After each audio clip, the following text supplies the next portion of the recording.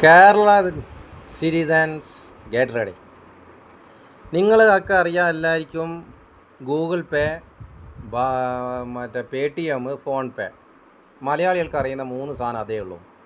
പക്ഷേ ഭാരത് പേ എന്ന് പറഞ്ഞിട്ടൊരു പേ ഉണ്ട്. അത് നിങ്ങൾക്ക് കാണണമെങ്കിൽ കേരളം കടക്കണം. എങ്ങോട്ടേക്ക്?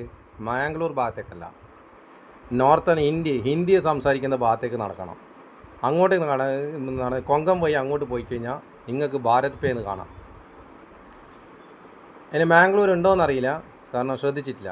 കാരണം മാംഗ്ലൂർ പോയിട്ട് അവിടെ ഒന്നും തിന്നാനൊന്നുമില്ല, അവിടെ ബിരിയാണി തന്നെ തിന്നാൻ കഴിയുന്നില്ല നേർക്ക്. അപ്പോൾ പറയാനുള്ളത് നമ്മളെ KGF ഉണ്ട്.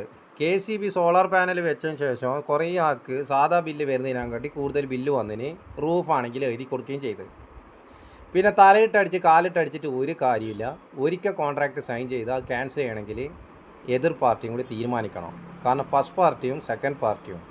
അപ്പോൾ കോൺട്രാക്റ്റ് എഴുതിയിട്ട് ഒപ്പിടുമ്പോൾ ബാക്കിയെല്ലാം വേണോ, ഇനി ക്യാൻസൽ ചെയ്യാൻ കഴിയുമോ എന്ന് ചോദിച്ചാൽ മലയാളത്തിൽ തന്നെ പോയി ചോദിക്കി, എന്നിട്ട് പോയി ക്യാൻസൽ ചെയ്തോ. ഇനി പണി വരുന്ന ആളെല്ലാം ചെയ്തോ. കാരണം മറ്റേ വന്ന ആൾ കാര്യം പറഞ്ഞുകൊണ്ടാണ് ഈ കാര്യം പറഞ്ഞു തരുന്നത്. കാരണം KCBൻ്റെ സോളാർ വെച്ചിട്ടും ബില്ല് സാധാരണ 1000 വന്നത് ഇപ്പോൾ 2000 ആയി. അപ്പോൾ പിന്നെ എന്തിനാണ് വെച്ചിന്?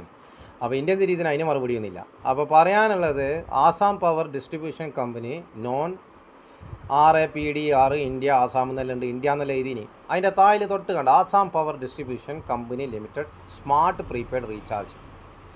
ഈ സാധനം നാട്ടിൽ വന്നു കഴിഞ്ഞാൽ നിങ്ങൾ മൊബൈൽ റീചാർജ് ചെയ്യാണ്ട് നിങ്ങളെ കറണ്ട് ഓണാവില്ല. അതിൻ്റെ തുടക്കം നമ്മളെ കേരള മണ്ണിലെ വിദ്യുച്ഛക്തി മന്ത്രി തുടങ്ങിയിട്ടുണ്ട്. അപ്പോൾ ആദ്യം ഒരു മാണി സാറുണ്ടായിന്, എന്തോ ആരോ കൊന്ന കേസിൽ അതിനെ അറസ്റ്റ് ചെയ്തിട്ടൊന്നുമില്ല. എന്തോ വിളിച്ച് പറഞ്ഞിട്ട് പിന്നെ ഇവരെ വക പോളിറ്റ് ബ്യൂറോ എന്താണ് രാഷ്ട്രീയ പൊളിറ്റിക്സിൻ്റെ എന്തോ ഒരു ബ്യൂറോ ഉണ്ടല്ലോ, കമ്മീഷനല്ലോ, ഓർ തീരുമാനിക്കലാന്ന് ഓൻ അറസ്റ്റ് ചെയ്യേണ്ടാന്ന്. അങ്ങനെ വിദ്യുച്ഛക്തി മന്ത്രി ഇപ്പം മാറിയിട്ടുണ്ട്. വിദ്യുച്ഛക്തി മന്ത്രി മാറുമ്പം ആദ്യത്തെ മന്ത്രിമാർക്കെല്ലാം പെൻഷനും കാര്യമെല്ലാം കിട്ടിയിട്ടുണ്ട്. അപ്പോൾ അടുത്ത പണി തരാൻ പോകുന്നത് KCB തരാൻ പോകുന്നുണ്ട്. കാരണം അതിൻ്റെ പണി ഇവരെവിടെയോ പരീക്ഷിച്ചിട്ടുണ്ട്. അത് റെഗുലേറ്ററി കമ്മീഷനിൽ പോയാലും പറഞ്ഞതാണ്. കമ്മീഷൻ പറഞ്ഞ് നിൻ്റെ പ്രശ്നം നമുക്ക് 10,000 ഇങ്ങോട്ട് തന്നിട്ട് വേണോ നീ കേസ് കൊടുക്കാൻ.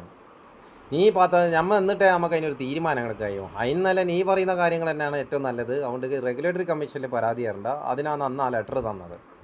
അപ്പോൾ ഇന്ത്യൻ സിറ്റിസൺ ആദ്യമേ മണത്തിന് കാര്യങ്ങൾ. വിദ്യുച്ഛക്തി മന്ത്രിയല്ലോ ഐക്യമില്ലാത്ത കുറേ എണ്ണമല്ലേ നാട്ടിൽ.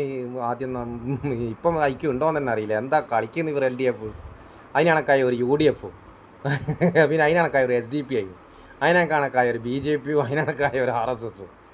അപ്പോൾ പറയാനുള്ളത്, അടുത്ത പണി തരാൻ പോകുന്നത് ഈ രീതിയിലാണ് എന്ന് വെച്ചാൽ റീചാർജബിൾ.